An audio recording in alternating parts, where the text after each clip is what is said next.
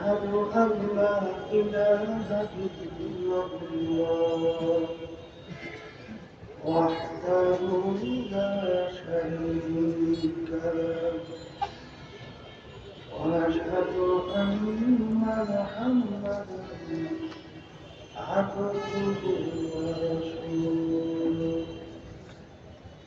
أما بعد فأعوذ بالله من الشيطان الرجيم بسم الله الرحمن الرحيم ألف لام ميم ذلك الكتاب لا ريب فيه هدى للمتقين الذين يؤمنون بالغيب صدق الله العظيم صدق الشريف الله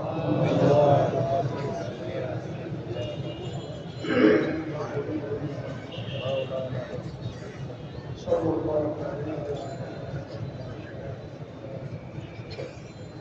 اللهم صل على سيدنا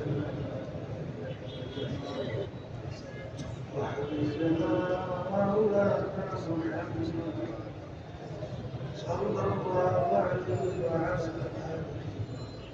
آله اللهم صل على سيدنا محمد وحبيبنا ومولانا وعلى آله وأصحابه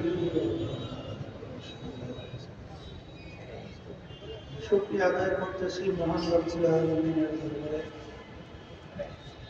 রব্বুল আলামিন ফিতনা ফাসাদের থেকে দুনিয়ার সমস্ত কাজ থেকে বিরত রেখে উলামায়ে কেরামদের মজলিস জাকিরিন শাকিরিন সাদিকিন অনেক আল্লাহর খাস বান্দারা এই মজলিসের মধ্যে আছে, তাদের সঙ্গে জীবনের একটা সময় আল্লাহ রাব্বুল আলামিন আমাদেরকে কাটাবার সুযোগ করে দিয়েছে। শুকরিয়া আদায় করি আলহামদুলিল্লাহ।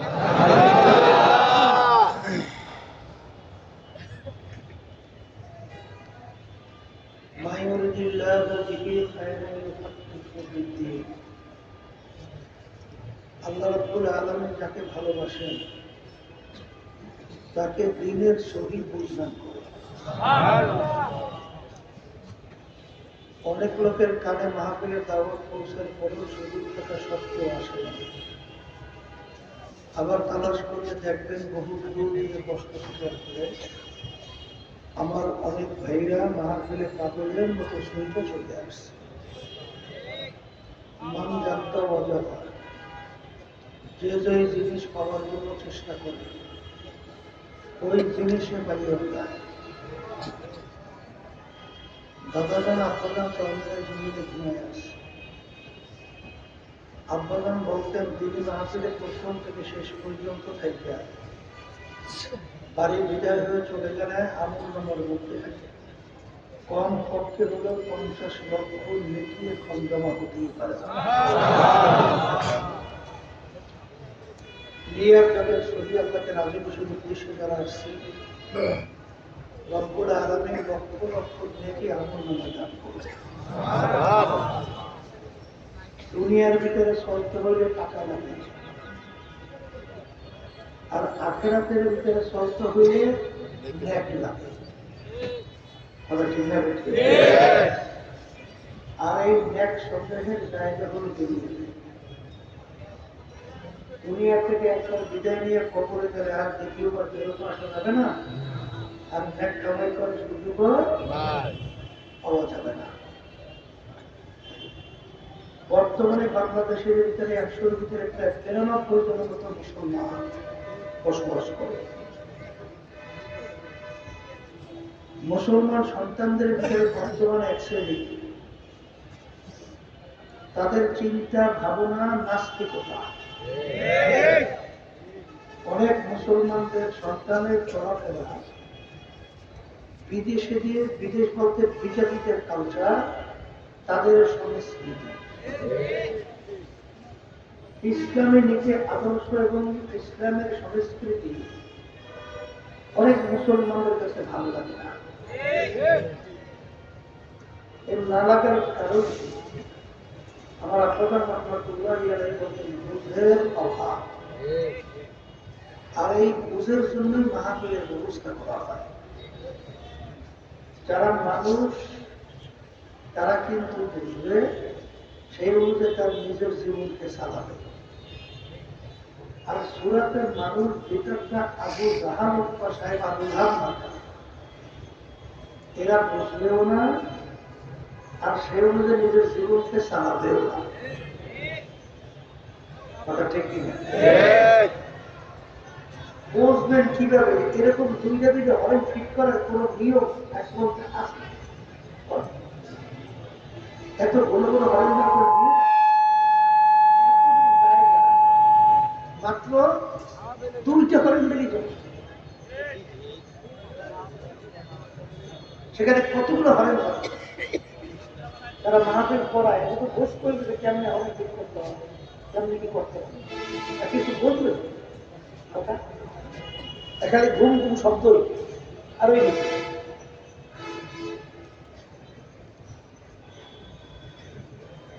যেই কথা বলতে চাইছিলাম,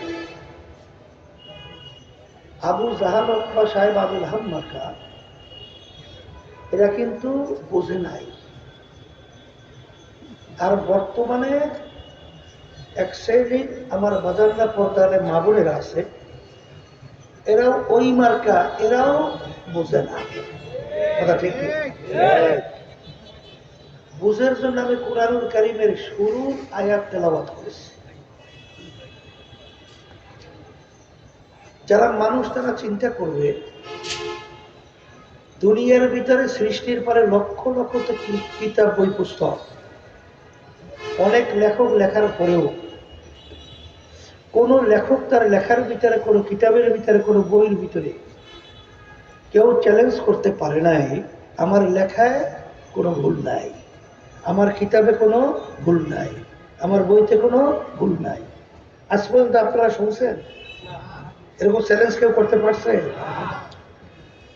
যারা মানুষ তারা চিন্তা করবে, দুনিয়ার ভিতরে একটাই কিতাব যার শুরুতে লেখা আছে যালিকাল কিতাব লা রাইবা ফীহ, এই যে কিতাব দেখো, এর ভিতরে ভুল সন্দেহ বলতে কিছু নাই।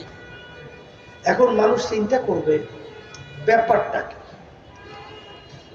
কেমন কিতাব, যেই কিতাবের শুরুতে কোনো ভুল নাই, সন্দেহ নাই। তখন তারা ইতিহাস তালাশ করবে। ইতিহাস মানে পূর্বের কথা তালাশ করে দেখবে কোরআনুল কারীম নাযিল হয়েছিল যার উপরে, মুহাম্মদুর রাসূলুল্লাহ সাল্লাল্লাহু আলাইহি ওয়াসাল্লাম। তিনি মায়ের পেটে থাকা অবস্থায় তার আব্বাকে আল্লাহ দুনিয়া থেকে নিয়ে গেছে।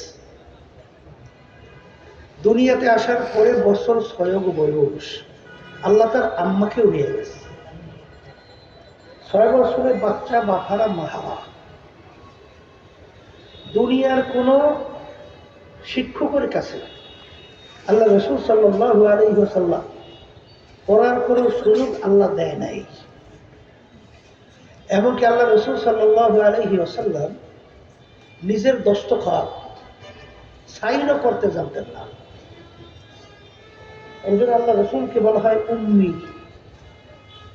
প্রমাণ রাখতেন কিভাবে? প্রমাণ আঙ্গুলের ভিতরে আংটি মুবারক সিল মারত। এক ডক্টর বছর 2 হবে চরমনাইতে আসছিলেন। আল্লাহ রাসূল সাল্লাল্লাহু আলাইহি ওয়াসাল্লামের পক্ষ থেকে যে চিঠি লেখছিল তার ভিতরে যে আল্লাহ হাবিবের আংটি মুবারকের সিল মারা, ওই চিঠি সহ কাজ দিয়া বান্দাইয়া আমার জন্য হাদিয়া হিসেবে নিয়ে আসছে। তখন আমি দেখলাম আল্লাহ রাসূল সাল্লাল্লাহু আলাইহি ওয়াসাল্লামের আংটি মুবারকের সিলটা কেমন ছিল। যারা মানুষ তারা চিন্তা করবে যে আল্লাহ রসুলের উপরে কোরআনুল কারীম নাযিল হলো, নিজের দস্তখত করতে জানতেন না, সাইনও করতে জানতেন না, বাপমা হারা, সেই কিতাবের প্রথমেই শুরুতে ভূমিকা লেখা যালিকাল কিতাব লা রাইবা ফীহ। এই কিতাবে কোনো ভুলও নাই, সন্দেহ নাই। আরবের কাফেররা আরবি ভাষী ছিল না? কি ভাষী? কোরআনুল কারীম নাযিল হয়েছে কোন ভাষায়? আরবি ভাষায়। আমরা কথা বলতেছি বাংলা, আমরা বুঝি না? বুঝি তো, বুঝি। তাহলে কোরআনুল কারীম নাযিল হলো আরবি ভাষায়, আরবের কাফেররা ছিল আরবি ভাষী। তারা তো কোরআনুল কারীম খুব ভালোভাবেই বুঝতো। তারা বহু চেষ্টার পরও করে ভুল বের করতে পারছিল না, পারে নাই।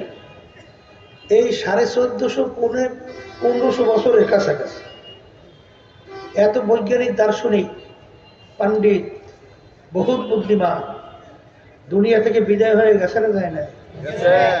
এখন বর্তমানে আছে না? এখনো কোরআনুল কারীমের ভিতরে সেই চ্যালেঞ্জের আয়াত কি আছে না নাই? এখনো কি কোনো ভুল বের করতে পারছে না? বরঞ্চ আমরা আলোচনা করলে, পর্যালোচনা করলে আমরা কি পাই? যখনই কোরআনুল কারীম নিয়ে কেউ রিসার্চ করছে, যারা হক তালাশ করে, সঠিক তালাশ করে, তারা এই কালিমা পড়ে মুসলমান হয়ে গেছে। এরকম ঘটনা কি একটা দিনে না, লক্ষ লক্ষ লক্ষ। কিছুদিন আগে আমেরিকার এক পাদ্রী, খ্রিস্টানদের ধর্মযাজক, সে তখন কোরআনুল কারীম নিয়ে রিসার্চ করলো, কিছুদিন আগে তিনি নিজেই কালিমা পড়ে মুসলমান হয়ে গেছে। এরকম ভুরি ভুরি, হাজার হাজার, লক্ষ লক্ষ এরকম প্রমাণ আছে না? এরপরে আমাদের বাংলাদেশের মধ্যে এখনো নাস্তিকের সংখ্যা কিন্তু কম নাই, অনেক নাস্তিক, কিন্তু টের পার না আমরা কিছুটা পাই। কথা বুঝুন নাই? কয়েকদিন আগে বিএনপির এক ওই যে এমপি প্রার্থী মহিলা, 2 দিন আগে না, এই তুলি নাকি ফুলি, এই তুলি বক্তব্য দিয়েছে কোরআনুল কারীমের বিরুদ্ধে। তাই কোরআনুল কারীমের বিরুদ্ধে বক্তব্য দিলে ওর ঈমান থাকে? ওদের কিন্তু পরিচয় দেয় মুসলমান, কিন্তু কোরআনুল কারীমের একটা আয়াত অস্বীকার করলে, একটা অক্ষর অস্বীকার করলে ঈমান থাকবে? নাম তো দেশে মুসলমান, কাজ সব নাস্তিক।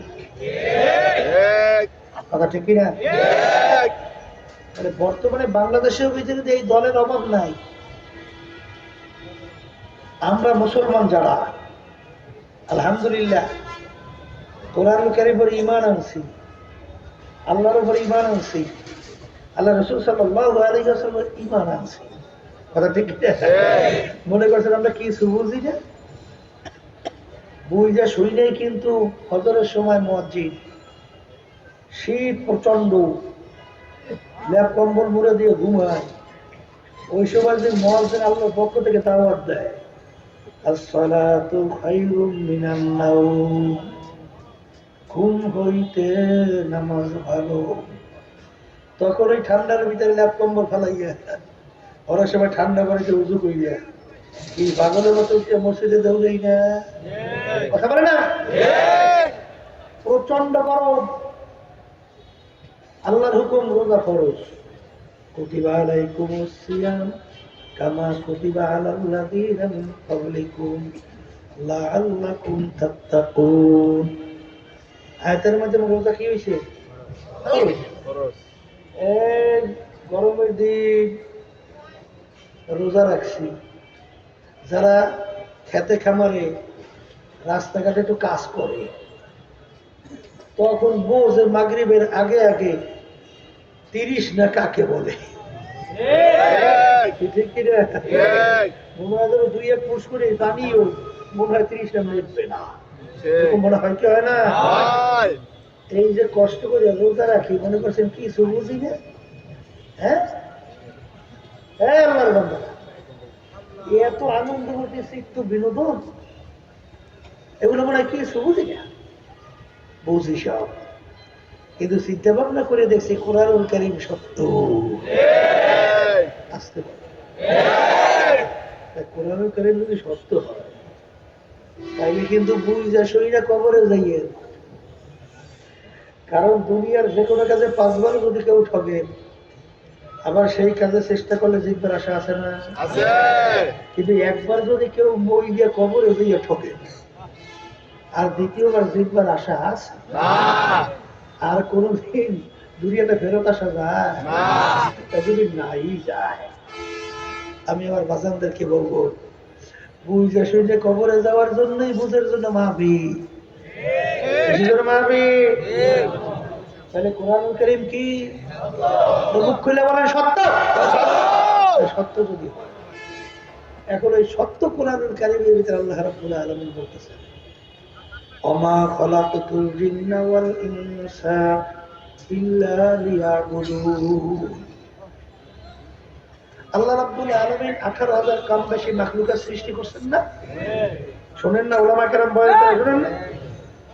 এর ভিতরে 2টা মাখলুকাত আল্লাহ সৃষ্টি করছেন কেন? আল্লাহ কারণ বলতেছে, মানুষ এবং জিন। বলেন,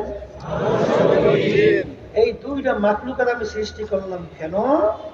আল্লাহ বলতেছেন আমার ইবাদতের জন্য। সবাই জোরে বলি সুবহানাল্লাহ। বলেন, আমাদেরকে আল্লাহ সৃষ্টি করছেন কেন? এইটা একটা দিলের ভিতরে বসা। আল্লাহ আমাদেরকে সৃষ্টি করছেন কেন? এখন ইবাদত একটা আরবি শব্দ। ইবাদত শব্দের অর্থ কি? আরবি। আরবি উর্দুতে বলে গোলামি, আর বাংলা অর্থ হলো মালিকের হুকুম অনুযায়ী চলা। মুখস্থ করেন, মালিকের হুকুম অনুযায়ী চলার নামই হলো ইবাদত। আর রব্বুল আলামিন আমাদেরকে সৃষ্টি করছেন মালিকের হুকুম অনুযায়ী চলার জন্য। কথা ঠিক আছে? এখন অনেকে বলতে পারেন, হুজুর তাহলে অন্য অন্য মাখলুকাত গুলো আল্লাহ কেন সৃষ্টি করলেন? ওই সত্য কোরআনুল কারীমের ভিতরে আল্লাহ বলতেছেন, অখুলিকা লাকুম মা ফিল আরদি জামিআ। আমি অন্য অন্য মাখলুকাত গুলো সৃষ্টি করলাম তোমাদের জন্য। অন্যান্য মাখলুকাত আল্লাহ সৃষ্টি করেছেন কাদের জন্য? আমাদের জন্য। এখনই বুঝবেন।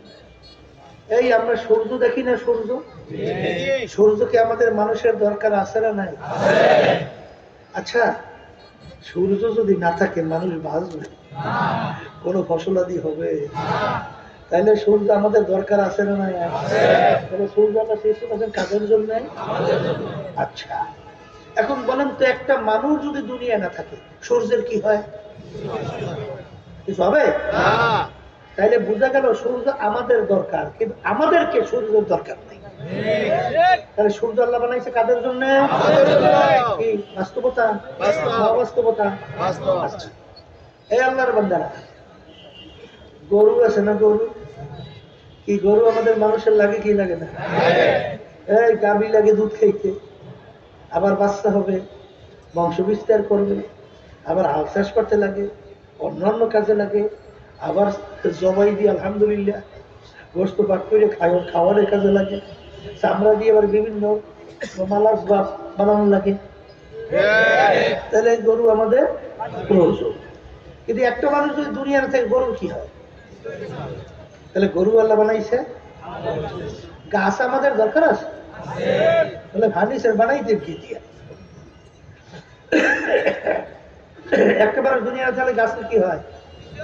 কিছু হবে? তাহলে গাছ কাদের জন্য? মাছ যত তালাশ করবেন সব আমাদের প্রয়োজন, কিন্তু আমাদেরকে তাদের প্রয়োজন নেই। কথা বুঝলেন? এখন আল্লাহ আমাদেরকে বানাইছে কিসের জন্য?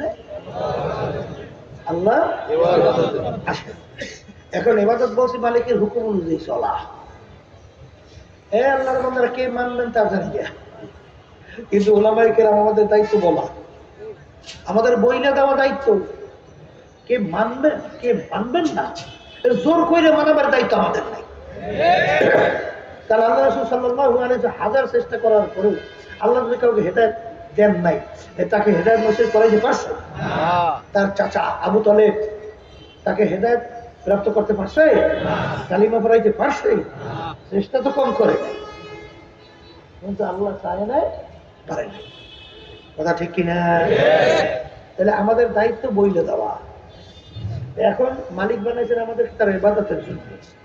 এখন আমার মালিকের হুকুম প্রতিটা মানুষের ব্যক্তিগত জীবনে আছে, জোরে বলে না আছে, পারিবারিক জীবনে আছে, কামাই খরচের মধ্যে আছে, সামাজিক জীবনের মধ্যে আছে। আচ্ছা, এই রাজনৈতিক জীবনের মধ্যে, আন্তর্জাতিক জীবনের মধ্যে আছে, পোশাকাতির মধ্যে নাই, সেখানেও আছে।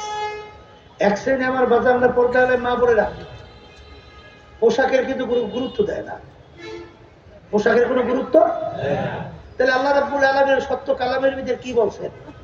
লিবাসুত তাকওয়া যালিকা খায়র, পরহেজগারি লেবাস তোমাদের জন্য উত্তম।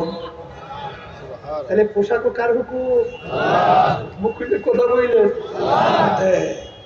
তাহলে ব্যক্তিগত জীবন পোশাক দিতে মালিকের হুকুম আছে, পারিবারিক জীবনে নাই। এই এক শ্রেণী আমার বাচ্চারা নামাজ পড়ে রোজা রাখে, তাহাজ্জুদের নামাজও কামাই নাই, হজ যাকাতও দেয়, এবার দান সৎকাও কম করে না, কিন্তু ঘরের মধ্যে সব বেনামাজ, পোলা নামাজ পড়ে না, মাইও নামাজ পড়ে না, স্ত্রীও নামাজ পড়ে না, কিন্তু হে তো মাশাআল্লাহ খুব দরবেশ। আছে না নাই? আমার মালিক কি বলছেন কোরআনুল কারীমের মধ্যে? ও আনফুসাকুম ওয়া আহলিকুম নারা। আমি বলি না, আল্লাহ বলে। তুমি নিজে জাহান্নামের আগুন থেকে বাঁচো, তোমার আহাল পরিবার পরিজনকে জাহান্নামের আগুন থেকে বাঁচাও। তাহলে সেখানে মালিকের হুকুম আছে। এই সামাজিক ক্ষেত্রে মালিকের হুকুম নাই, আছে না নাই? আল্লাহ রাসূল সাল্লাল্লাহু আলাইহি ওয়াসাল্লাম পরশীদের ব্যাপারে এমন ভাবে হকের ব্যাপারে তাকিদ করতেন, সাহাবায়ে কেরাম বলেন, হে আল্লাহর রাসূল, আপনি যেভাবে আমাদের পরশীদের ব্যাপারে, আপনি হকের ব্যাপারে যেভাবে আলোচনা করলেন, এতে আমরা দুনিয়া থেকে বিদায় হওয়ার পরে তারা কি আমাদের জমি জামারও ওয়ারিস হবে নাকি? এমন ভাবে তাকিদ দিলেন, মনে হয় যেন জমি জামার ওয়ারিস হবো নাকি, এরকম ঘটনা কি? এক শ্রেণী আমার বাজার না, আল্লাহ অর্থ সম্পদ ভালো দেশে, আলহামদুলিল্লাহ, ভালো না খারাপ, কিন্তু তার পাশের পড়শি, আরে টাকার অভাবে ঠিকমতো চিকিৎসা করতে পারে না, ঠিক মতো খাইতেও পারে না, অর্ধাহারে অনাহারে রাত্র দিন যাপন করে, ঠিক মতো পোশাকাদি পড়তে পারে না। তুমি ভালো করে যাই না রাখো, তোমার পাশে পড়শি যদি আল্লাহ তোমাকে আর্থিক সচ্ছলতা দেওয়ার পরেও তাদের করে খবরাদি অসচ্ছল হওয়ার কারণে না নেও, তুমি পেট বইরা খানা খাও না, তুমি জাহান্নামের আগুন পেটে ঢুকাও। কথা ঠিক কিনা? সেখানে তাদের খবরাদির ব্যাপারে আল্লাহর হুকুম আছে না নাই? এই ব্যবসা বাণিজ্যের ব্যাপারে নাই? আমার আল্লাহ কি বলেন কোরআনুল কারীমের ভিতরে? আহাল্লাল্লাহুল বাইআ ওয়া হারামার রিবা। আমার মালিক বলেন, তোমাদের জন্য আমি ব্যবসাকে হালাল ঘোষণা করলাম, আর সুদ তোমাদের জন্য আমি হারাম ঘোষণা করলাম। বলেন ব্যবসা হালাল, বলেন সুদ, সুদ। আরে অনেক নামাজি হুজুর দাঁড়িয়ে আছে, টুপি আছে, এখন তো হুজুর করে কথা হয় না, লম্বা জামাও আছে, ওদিকে সুদের সঙ্গে ব্যবসায় জড়াই আছে। আমি বহু তালাশ করে দেখছি, কোন সুদই ও আরামে নাই। আপনাদের চোখে আরামে আছে কিনা আমার জানা নাই। হারামে আরাম নাই, হারামে আরাম, ও মনে ঠিক মতো শান্তিতে ঘুমাইতেও পারে না এই সুদিরা। কথা ঠিক কিনা? তাহলে সুদ আল্লাহ হারাম করছেন আর ব্যবসা হালাল। অনেকে আবার মনে করে এক সর্বনয় মুড়ি বুঝছে, সে আসি আমাকে বলতে হুজুর এখন আর দুনিয়ার বিভিন্ন এই ব্যবসা বাণিজ্য কাজকর্ম হুজুর এখন আর ভালো লাগে না, এখন এগুলো আর ভালো লাগে না। কি ভালো লাগে? বলে হুজুরে এখন সবসময় এই আখিরাতের ব্যাপারে পড়িয়ে থাকতে চাই, মানে সারাদিন ইবাদতের ভিতরে থাকতে চাই। আমি করে সর্বনাশ যাওয়ার পরে এইটা শিখছেন, সর্বনাশ যাওয়ার পরে এইটা শিখছেন, হ্যাঁ এইটা পাইছেন কোথায়? হে আল্লাহর বান্দা, তুমি দোকানদারি করো, সেখানেও কিন্তু ইবাদত। তুমি বিভিন্ন ব্যবসা বাণিজ্য করো, সেটাও কিন্তু ইবাদত। আল্লাহ রাসূল সাল্লাল্লাহু আলাইহি ওয়াসাল্লাম বলেন নাই যে যে সঠিক ব্যবসায়ী হবে তার হাসর হবে সিদ্দিকীনদের সঙ্গে, নবীদের সঙ্গে। হাসর কাদের সঙ্গে? আবার বলেন না, অনেক বড় বড় আল্লাহর ওলিয়া বড় বড় ব্যবসায়ী ছিল না? আসতে বলেন। ওসমান গনি রাদিয়াল্লাহু তাআলার নাম শুনছেন? হ্যাঁ, ওসমান গনি রাদিয়াল্লাহু তাআলা নামই হয়েছে ওসমান গনি, গনি ওসমান, অর্থ কি? গনি ওসমান। এত বড় ব্যবসায়ী ছিল। আপনি এখনো মদিনা শরীফ গেলে দেখবেন ওসমান রাদিয়াল্লাহু তাআলার বড় বড় মাজরা এখনো পড়ে আছে। আমি যাই সেখানে বলে ওসমান রাদিয়াল্লাহু তাআলার মাজরা, বড় বাগান, বহুত সম্পদ এখনো পড়ে আছে। এত বড় ব্যবসায়ী আল্লাহ রাসূল সাল্লাল্লাহু আলাইহি ওয়াসাল্লাম তার দুই মেয়েকে তার সঙ্গে বিবাহ দিয়েছেন। এই জন্য তাকে বলা হয় জিন্নুরাইন, দুই নূরের অধিকারী। আল্লাহ রাসূল সাল্লাল্লাহু আলাইহি ওয়াসাল্লাম বলেন, বেহেশতের মধ্যে সবাই একজন সঙ্গী থাকবে, সাথী থাকবে, দোস্ত থাকবে। রফিকি ফিল জান্নাতি ওসমান, সবাই বলি সুবহানাল্লাহ। বেহেশতের ভিতরে আমার দোস্ত হবে ওসমান গনি রাদিয়াল্লাহু তাআলা। তাহলে বুঝা গেল এত বড় ধনী, এত বড় ব্যবসায়ী, সে আল্লাহর কাছে কত প্রিয়, ঠিক কিনা? বড় আব্দুল কাদের জিলানী রাহমাতুল্লাহি আলাইহি খুব বড় মাপের ব্যবসায়ী ছিল না? হ্যাঁ, গালেবে গুমর এক আলেম হযরতের দরবারে গেল, যাইয়ে দেখে হযরতের দরবারের ভিতরে শান শওকত, তামাম কোঠা, অভাব নাই।